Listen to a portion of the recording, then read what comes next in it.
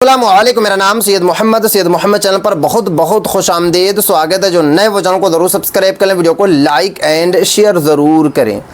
15 اگست 2025 کو مولانا ارشد مدنی صاحب کا ایموشنلی بیان۔ پورے بھارت کے مسلموں سے مولانا ارشد مدنی صاحب نے بڑی بات کہہ دی۔ مولانا ارشد مدنی صاحب کا کہنا ہے کہ پورے بھارت کے مسلموں کو جاننا ہوگا مسلمانوں نے کس طریقے سے قربانیاں دے کر ہندوستان کو آزاد کرایا۔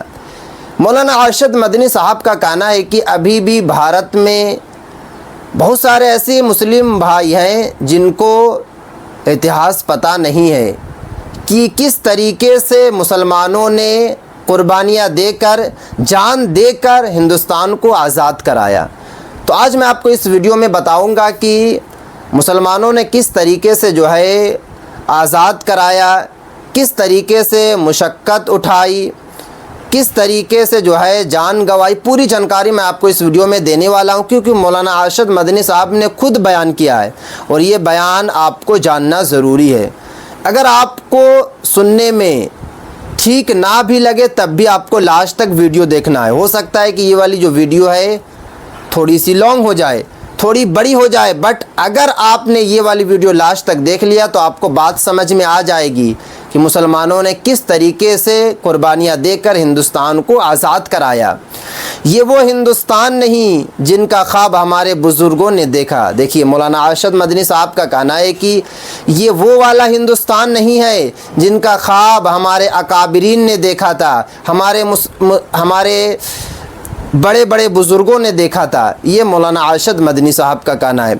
پہلے ہم نے ملک کی آزادی کے لیے قربانیاں دی، اب لگتا ہے ہمیں آزادی کے تحفظ کے لیے قربانی دینی ہوگی، کیونکہ آپ کو پتہ ہے کہ ابھی مسلمانوں کی حالت صحیح نہیں ہے۔ وقف بل والا معاملہ آپ دیکھیے، ہر طرف معاملہ دیکھیے، مسلمانوں ہر طرف پریشان ہیں۔ یہی سب کو دیکھتے ہوئے مولانا ارشد مدنی صاحب کا کہنا ہے کہ ہم نے ملک کی آزادی کے لیے قربانی دی، اب لگتا ہے ہمیں آزادی کے تحفظ کے لیے قربانی دینی ہوگی۔ ایک ایک کر کے میں آپ کو اس ویڈیو میں بتاؤں گا، لاسٹ تک دیکھنا ہے، کہیں پر بھی آپ کو اسکیپ نہیں کرنا ہے۔ آج ہم یوم آزادی منا رہے ہیں، یہی وہ موقع ہے جب ہم نے اکابرین کو خاص طور پر یاد کرتے ہیں۔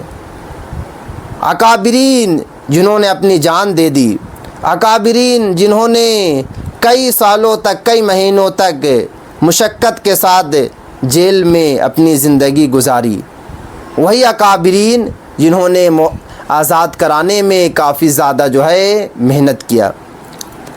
اس کے بعد آگے دیکھیے، ملک کی طویل جد و جہد آزادی، یہاں تک کہ سیکولر دستور سازی میں جمعیت علماء ہند کا جو قائدانہ کردار رہا ہے وہ ہر اعتبار سے تاریخی ہے۔ یہی وجہ تھی جیسے جیسے ملک کی آزادی کے امکانات روشن ہوتے گئے، ہمارے علماء انڈین نیشنل کانگریس کی بنیادی لوگوں مثلاً موتی لال نہرو، مہاتما گاندھی اور جواہر لال نہرو سے برابر عہد لیتے رہے کہ ملک کی آزادی کے بعد ملک کا دستور سیکولر دستور بنے گا۔ یعنی کہ اکابرین لگاتار چڑھائی کرتے رہیں کہ ہندوستان وہ سیکولر دیش بنے گا، سبھی کو سیکولر دیکھا جائے گا، جتنے بھی ریلیجیس کے لوگ اس دیش میں رہتے ہیں سبھی کو ایک طرح سے دیکھا جائے گا۔ اکابرین نے محنت کیا اور کانگریس قیادت بھی اس بات کی یقین دہانی کراتی رہی کہ مسلمانوں کی مسجدیں، مسلمانوں کے مدرسے، مسلمانوں کے امام باڑے، مسلمانوں کے قبرستان، مسلمانوں کی زبان، مسلمانوں کا کلچر، مسلمانوں کی تہذیب، یہاں یہ تمام چیزیں محفوظ رہے گی۔ یعنی کہ کانگریس پارٹی نے یقین دہانی دی اکابرین کو کہ مسلمانوں کی زبان ہو، مسلمانوں کا کلچر ہو، مسلمانوں کی مسجدیں ہیں، مسلمانوں کا مدرسہ ہے، مسلمانوں کی خانقاہیں ہیں، یا پھر مسلمانوں کے امام باڑے ہیں، سبھی کو دیکھا جائے گا۔ اس کے بعد آگے دیکھیے، لیکن یہ عجیب اتفاق ہے کہ ملک آزاد ہوا اور ہمارے اکابر کے نظریہ کے خلاف تقسیم بھی ہو گیا۔ اسلام کے نام پر ایک دوسرا ملک وجود میں آ گیا، چنانچہ اس کے بعد سے بعض حلقوں کی جانب سے یہ آواز اٹھنے لگی کہ جب اسلام کے نام پر مسلمانوں نے اپنا حصہ لے لیا ہے تو اس ملک کو ہندو اسٹیٹ بننا چاہیے۔ اس کا اثر یہ ہوا کہ آزادی کے جنگ میں شامل بہت سے ہندو قائدین بھی اس سے ہمنہ ہو گئے اور انہوں نے بھی مطالبہ کرنا شروع کر دیا کہ اب ملک کا دستور سیکولر اسٹیٹ نہ ہو کر ایک ہندو اسٹیٹ ہونا چاہیے۔ یہ ہمارے ہندو بھائیوں نے اس وقت کانگریس سرکار سے مانگ کرنا شروع کر دیا، مگر اس وقت کانگریس سرکار دباؤ میں نہیں آئی، کیونکہ اکابرین نے محنت کیا تھا۔ کانگریس سرکار نے اس وقت مسلمانوں کی حالت کو دیکھا تھا کہ مسلمانوں نے کس طریقے سے اپنی جان دے کر ہندوستان کو آزاد کرایا۔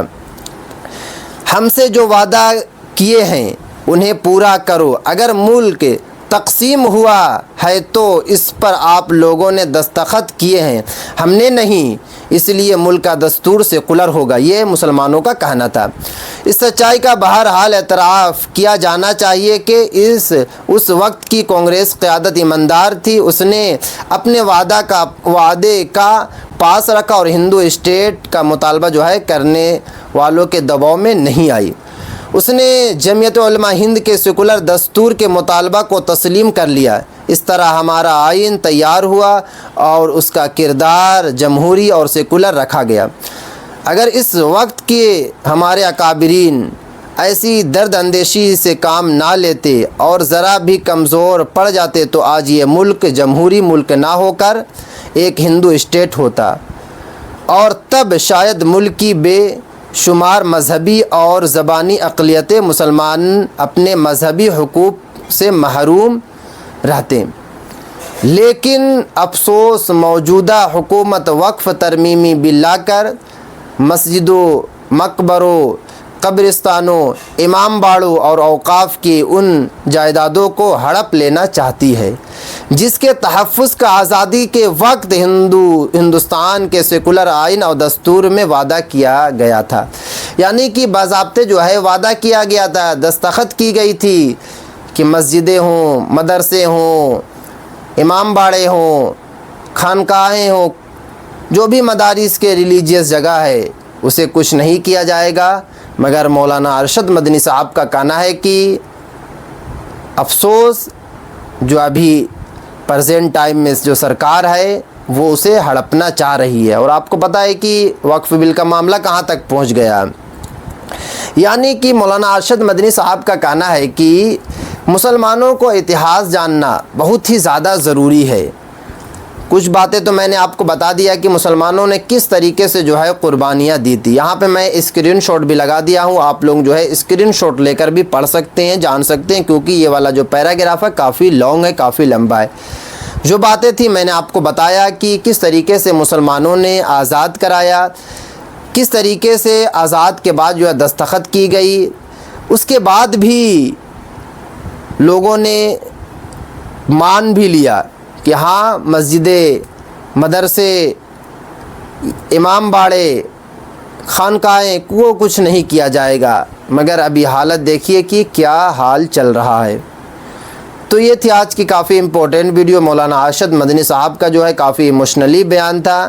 آپ لوگ بھی پڑھیں، سمجھیں اور جانیں ضرور۔ آپ یوٹیوب کے ذریعے ہو یا پھر گوگل کروم کے ذریعے اتہاس ضرور پڑھیں، کیونکہ جب تک آپ کو اتہاس سمجھ میں نہیں آئے گا، نہیں پڑھیں گے تو آپ کو پھر آپ سے کوئی کوشچن پوچھے گا، آپ سے کوئی سوال کرے گا تو آپ صحیح طریقے سے جواب نہیں دے پائیں گے۔